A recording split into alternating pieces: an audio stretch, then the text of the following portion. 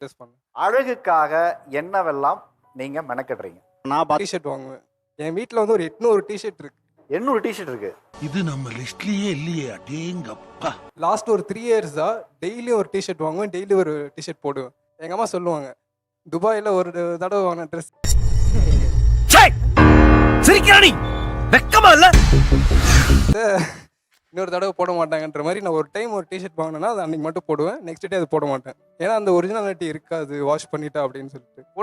டேய் என்ன குறுகுறுன்னு பாக்குற? போட்டிருக்க ஷூ கூட இங்க வந்தப்பே நிறைய பேர் கேட்டாங்க, ஷூ நல்லா இருக்கு ப்ரோன்னாங்க. அதே மாதிரி நீங்க லென்ஸ் வச்சிருக்கீங்களான்னு கேட்டாங்க. இது லென்ஸ் இல்லை, என்னோட ஒரிஜினல் ஐஸ். ஐயோ சாமி வேற டேய் கூண்டு போங்கடா, கோவத்துல போட்டுற போற.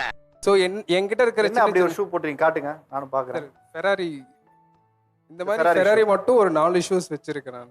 இது ஆக்சுவலி இங்க நான் இந்தியால பர்ச்சேஸ் பண்ணல, மலேசியால பர்ச்சேஸ். இனிமே இந்த மாதிரி பந்தா பண்றது, கூட ஒரு ஆளை வச்சுட்டு நாத்த மருந்து அடிச்சுக்கிறது, இதெல்லாம் பண்ண பப்ளிக்கா ஒரு கக்கூஸ் கட்டி உன்னை கழுவ விட்டுருவேன், ஜாக்கிரதை. ஐயோ ஐயோ வேணப்பா வேணப்பா. அந்த வேலையெல்லாம் வச்சுக்கிறாப்பா.